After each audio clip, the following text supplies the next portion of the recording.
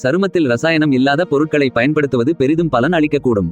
அதன்படி சமையலறையில் உள்ள பொருட்களை பேஸ் வாஷாக எப்படி மாற்றலாம் என்பதை இங்கு விரிவாக காணலாம். தேனை அனைத்து வகையான சருமத்திலும் பயன்படுத்தலாம். ஈரமான முகத்தில் தேனை அப்ளை செய்து சில நிமிடங்களுக்கு பின் வாஷ் செய்யலாம். இது சருமத்தை சுத்தமாக்குவதோடு மென்மையானதாக மாற்றக்கூடும்.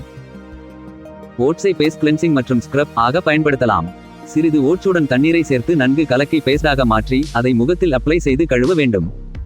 சருமத்தில் கிளென்சிங் பயன்பாட்டிற்கு பால் சிறந்த தேர்வாகும். இது அழுக்கு மற்றும் மேக்கப்பை எளிதாக நீக்கி சருமத்தில் புத்துணர்ச்சியை ஏற்படுத்தக்கூடும். வெள்ளரிக்காய் அதிக நீர் உள்ளடக்கமும் குளிர்ச்சியூட்டும் பண்பும் கொண்டுள்ளது. வெள்ளரிக்காயை அரைத்து அதை முகத்தில் ஸ்க்ரப் செய்ய வேண்டும்.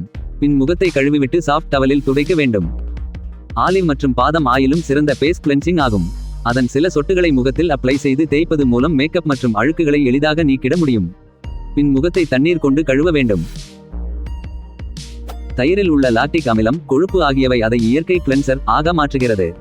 சிறிதளவு தயிரை முகத்தை தேய்த்துவிட்டு சில நிமிடங்களுக்கு பின் கழுவ வேண்டும். இது சன்பர்ன் மற்றும் கருந்திட்டுகளை நீக்கவும் உதவும். நன்கு பழுத்த வாழைப்பழத்தை மசித்து அதை முகத்தில் அப்ளை செய்யலாம். சில நிமிடங்களுக்கு பிறகு முகத்தை வெதுவெதுப்பான நீரில் கழுவ வேண்டும். இது மேக்கப்பை நீக்குவதோடு சருமத்தை சுத்தமாகவும் நீரேற்றத்துடன் வைத்திருக்கும். இது முகப்பரு மற்றும் சருமத்தின் pH அளவை பராமரிக்க உதவுகிறது. ஆப்பிள் சிடர் வினிகருடன் தண்ணீரை மிக்ஸ் செய்து காட்டன் பந்து பயன்படுத்தி முகத்தில் அப்ளை செய்ய வேண்டும். பின் முகத்தை தண்ணீரில் கழுவ வேண்டும்.